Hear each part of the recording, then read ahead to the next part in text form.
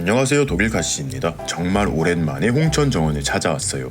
올해 4월 중순에 방문했다가 3개월 만에 왔는데 식물들이 정말 건강하게 자라고 있어요. 이곳 홍천은 겨울이 워낙 추운 곳이다 보니 4월 중순에도 굉장히 휑한 모습이었거든요. 지금은 대부분의 식물들이 굉장히 푸르른 모습입니다.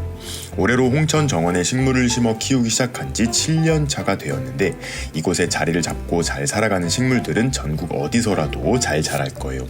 오늘은 홍천 정원에 자라는 25종의 식물들을 소개해 볼 건데 마음에 드는 식물이 있으시다면 꼭 한번 키워보시길 추천합니다. 오랜만에 홍천 정원 투어라서 영상이 조금은 길 수도 있어요. 그래도 좋아요 한 번씩 눌러주시고 재미있게 시청해 주셨으면 좋겠습니다. 여느 때처럼 가장 먼저 보여드릴 식물은 수국입니다. 지난 겨울이 전국적으로 온화했던 덕분에 올 한 해에 많은 분들이 수국꽃을 풍성하게 피우는 데 성공하셨을 거예요. 홍천에도 수국꽃이 만발했습니다.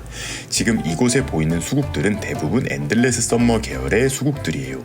뒷줄은 수국여울 청수국이고 앞줄은 엔들레스 썸머 수국입니다. 이미 6월 달에 한바탕 꽃잔치를 한 상태이고 지금은 2차 개화를 준비 중이에요.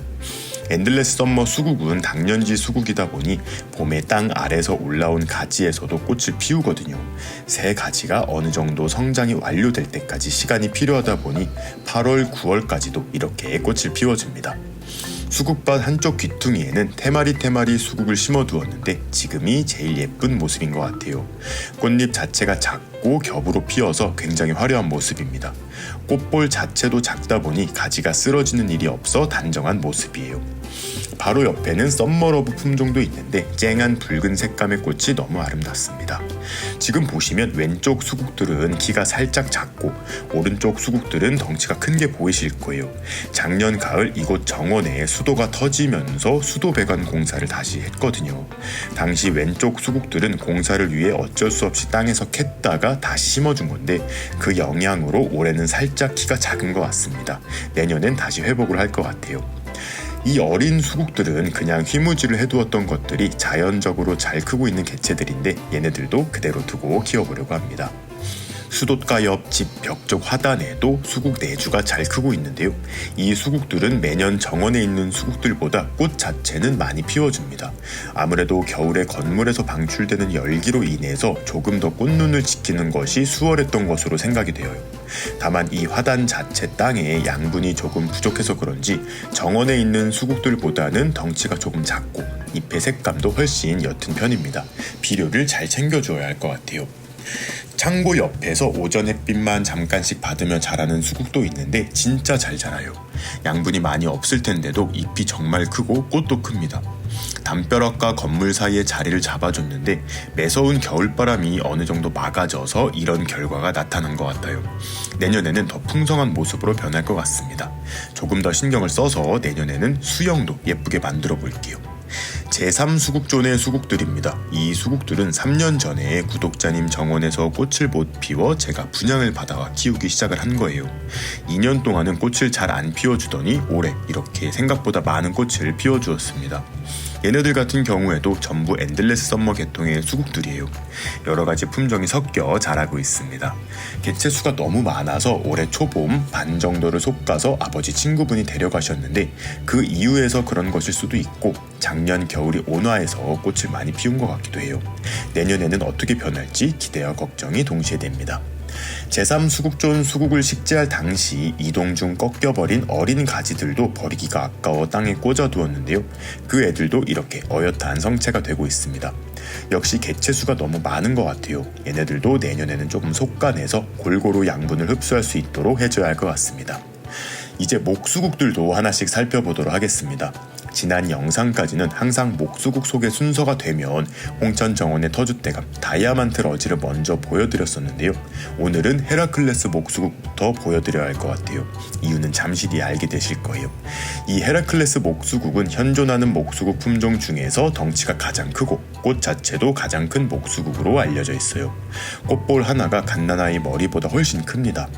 두 개체를 키우고 있는데 하나는 이렇게 외목대 수형으로 잡아가며 키우고 있고 다른 하나는 다간형으로 자유롭게 성장할 수 있도록 하고 있습니다. 각자 다른 매력이 있는 것 같아요. 장마가 한창인 지금 몇 날 며칠 계속 비가 내리고 있는데 목수국은 비가 오고 나면 꽃볼을 달고 있는 가지가 축 처지는 일이 발생하거든요.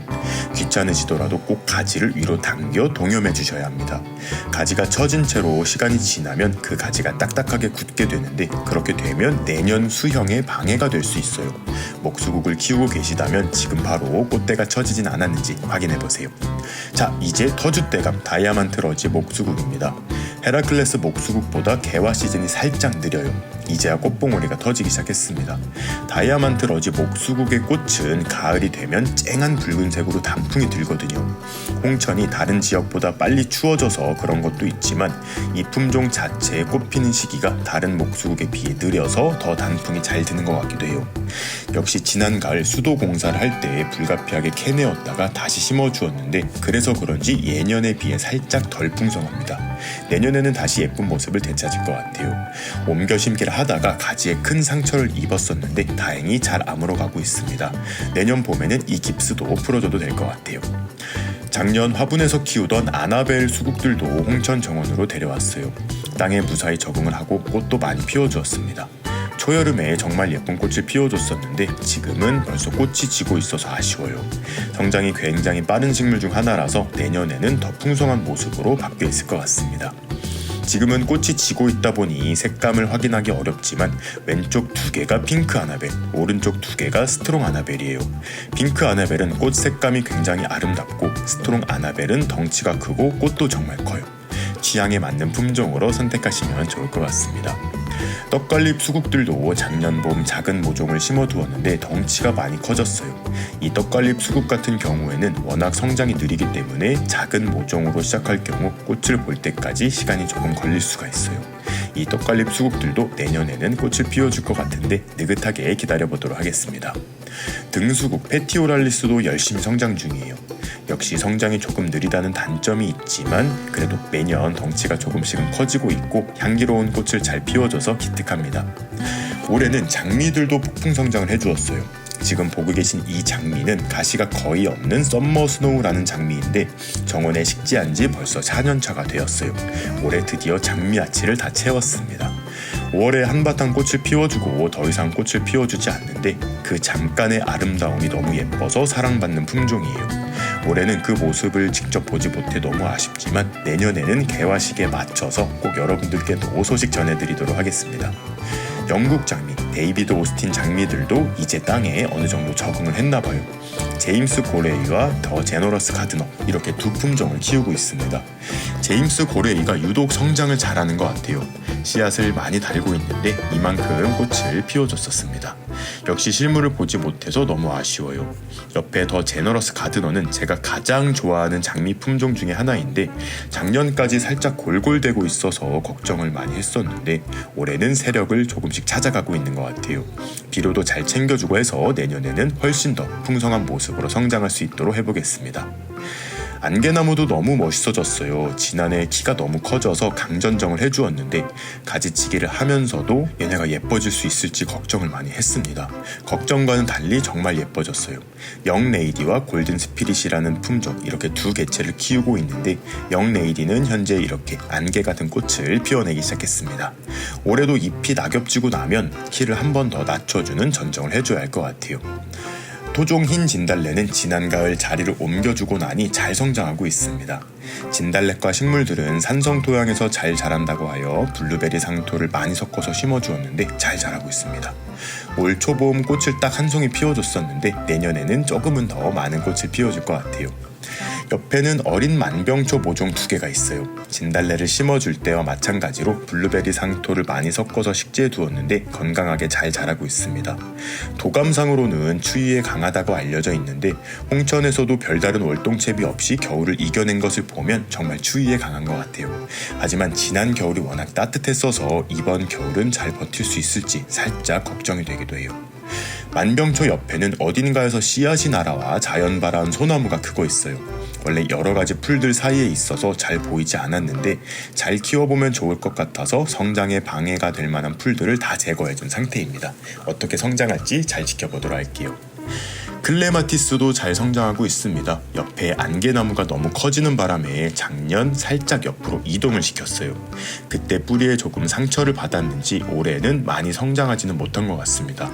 내년을 위해 지지대도 튼튼하게 보강을 해주었는데 얼른 이 지지대를 다 감쌀 만큼 풍성한 모습으로 변했으면 좋겠어요. 옆에 있는 라벤더도 굉장히 예뻐요. 원래는 작은 라벤더 모종 4개를 모아 심게 해두었는데 덩치가 커지면서 서로 성장을 방해하더라고요.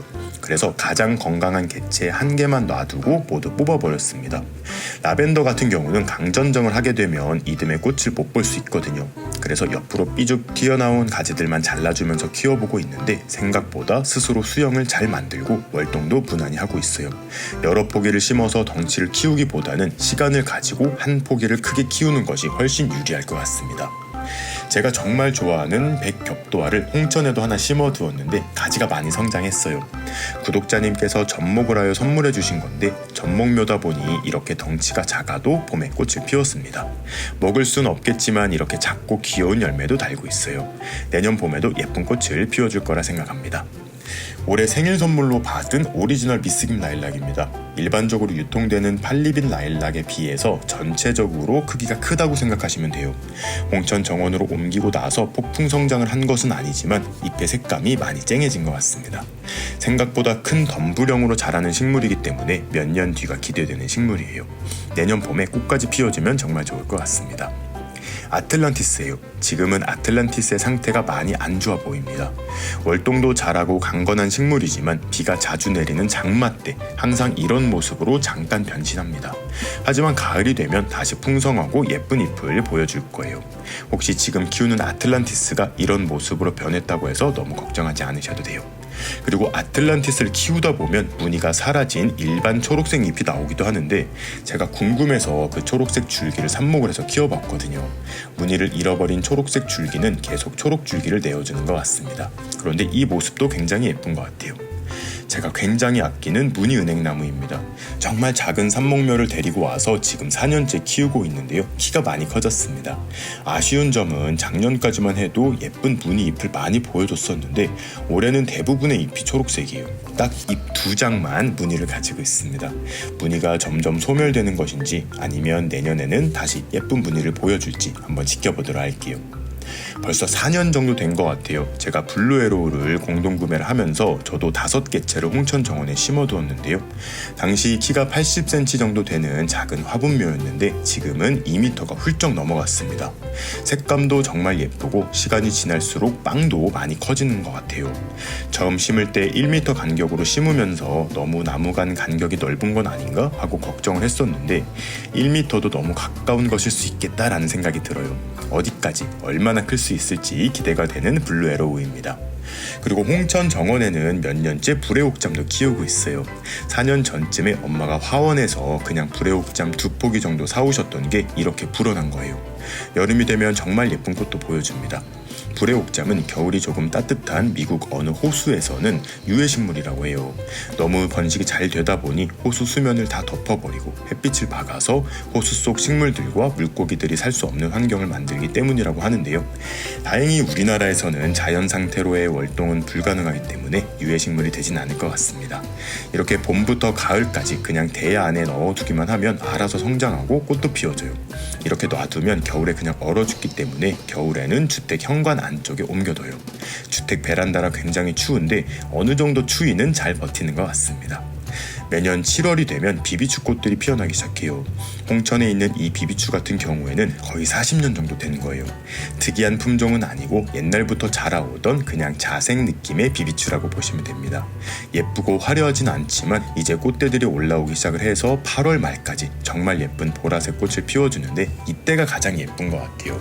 오히려 꽃이 지고 가을이 되면 조금 지저분한 모습으로 변하는데 그래도 여름을 아름답게 만들어주는 예쁜 식물이에요. 6년 전쯤 굉장히 작은 초미니 비비추 2촉을 사와서 정원 한켠에 심어두었는데 얘도 시간이 지날수록 포기가 점점 커지고 있어요. 원래는 매년 꽃도 피워줬는데 역시 수도공사 때 잠깐 캤다가 심어서 그런지 올해는 꽃을 보여주지 않고 있습니다. 너무 예쁜 것 같아서 내년 봄쯤에는 한 포기 정도 화분으로 옮겨서 집에서도 키워보려고 해요. 너무 귀엽습니다. 지난해 심어놓은 크리스마스 로즈도 노지에 완벽 적응을 했어요. 겹꽃의 크리스마스 로즈는 어느 정도 세력이 커져야 꽃을 피운다고 하는데 돌아오는 겨울에는 예쁜 꽃을 볼 수 있을 것 같아요. 추위에도 강하고 척박한 곳에서도 큰 무리 없이 성장하는 식물이니 꼭 한번 심어보세요. 마지막 식물은 고야나무입니다. 씨앗부터 키우기 시작했는데 4년 만에 어엿한 나무의 모습을 하게 되었어요. 아직까지 첫 꽃을 피우진 못했는데 꽃도 예쁘고 열매도 생각보다 맛있거든요. 내년엔 첫 꽃을 피워줄 듯하여 기대를 하고 있습니다. 오늘은 오랜만에 홍천정원 식물들의 근황을 살펴보았어요. 혹시나 비가 많이 오면 어쩌나 고민했는데 다행히 많이 내리진 않아서 기분이 너무 좋습니다.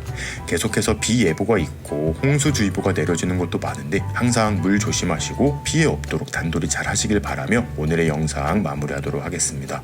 그럼 오늘도 재밌게 보셨거나 도움이 되셨다면 구독과 좋아요 그리고 알림 버튼까지 눌러주시면 감사하겠습니다. 뿅.